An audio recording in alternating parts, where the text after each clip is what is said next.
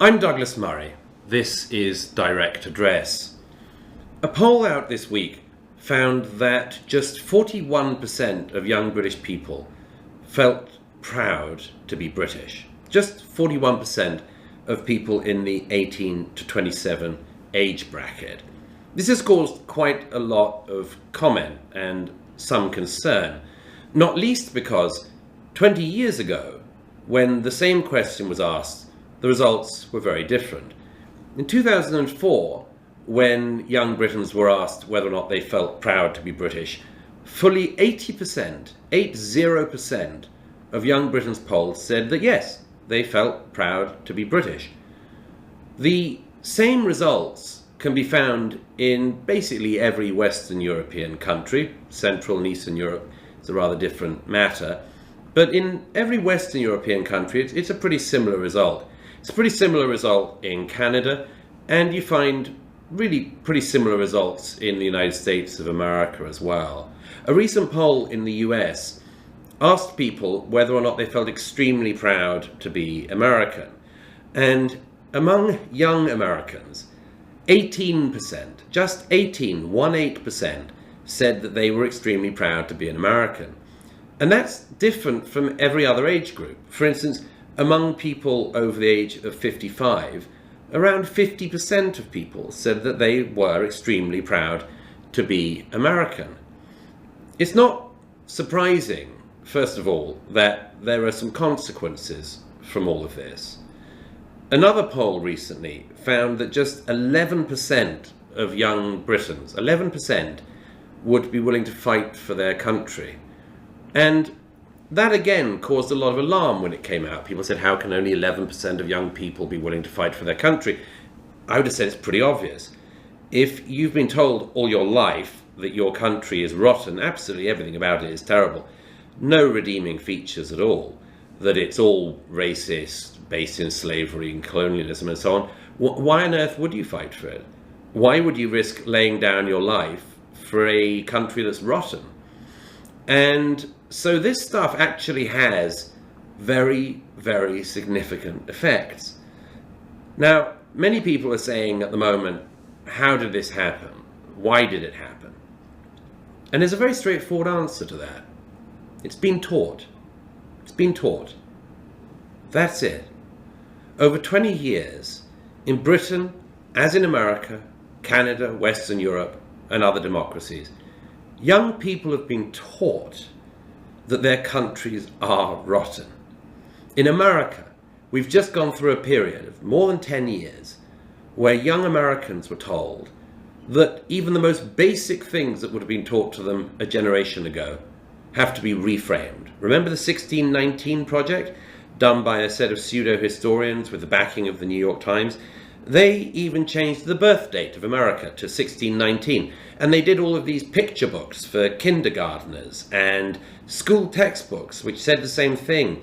Even dramatizations of this turgid and untrue work.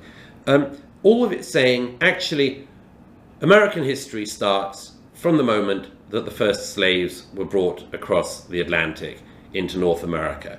So the idea was, America's just racist.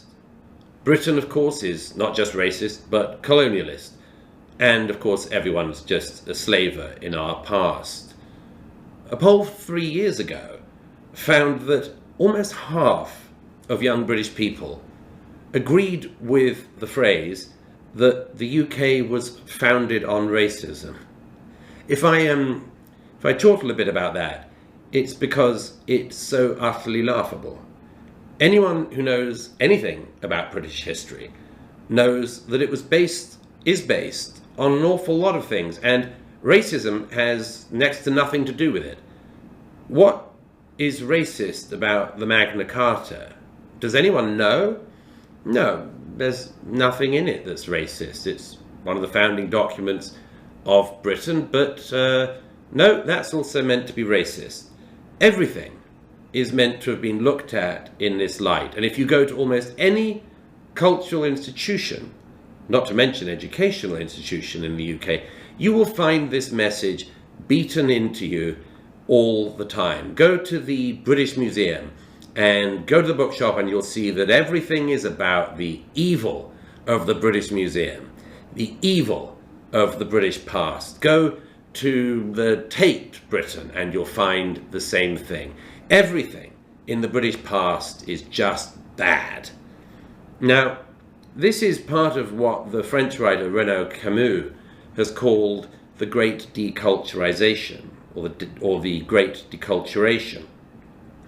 What he meant by that is that to really demoralize a people, to really demoralize a country, you have to strip their culture away from them. You have to take it away from them. You have to say there's nothing good in it, nothing that they should or could feel pride in. And that's been done not just to every aspect of history, but to every hero in our history. America is hopefully at the moment coming out of this phase to a great degree.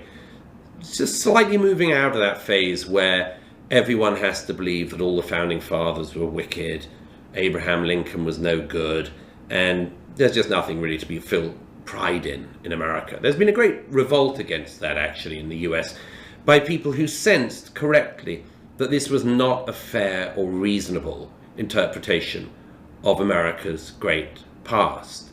But the same thing has been done in the UK, and with the same results, and not yet with the pushback that it should get.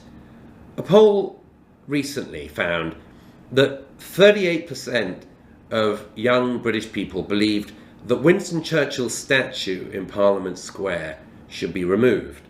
Again, that's not too surprising, because the narrative pushed on that generation for many years now has been that Winston Churchill was a wrong-un. There are various stupid versions of this. One's like, he drank too much, no bad thing, I think, but there are also versions of it that say he had some Victorian attitudes. Well, yes, of course he did, because Winston Churchill was born in Victorian England. So sort of inevitable he'd have some Victorian attitudes. On the plus side of the equation, and you'd have thought that this would count for something, despite the critiques of the right and left at the moment, he also managed to save his country and indeed the civilized world from Nazi fascism, which you would have thought should count for something. And here's the thing, it does. It does count for something.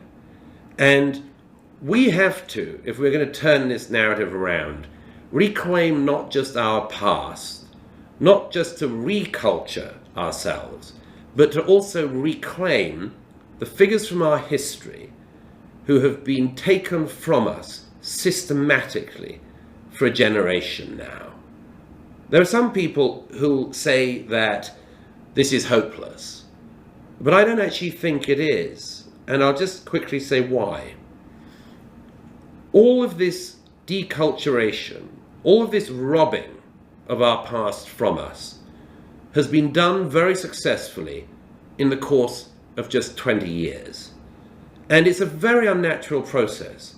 Most people anywhere in the world want to be able to have the right, and should have the right, to feel proud about their country, their past, their civilization, their culture. It's a rather unnatural thing, actually, to be taught to hate yourself. And what's more, to be taught to hate yourself by people who seem to adore themselves. But if that was all managed in 20 years, then it means we only need 20 years, or preferably a lot less, to take our own story back. To say, actually, we have been a force for good in the world, a great force for good in the world, greater than most countries, that's for sure. That's a natural attitude. And it also happens, in the case of Britain, as in America, to be one that is correct and accurate. So I would suggest that after this period of stripping away, this demoralizing period that has been taught to a generation, we start to turn it around and reclaim what's ours.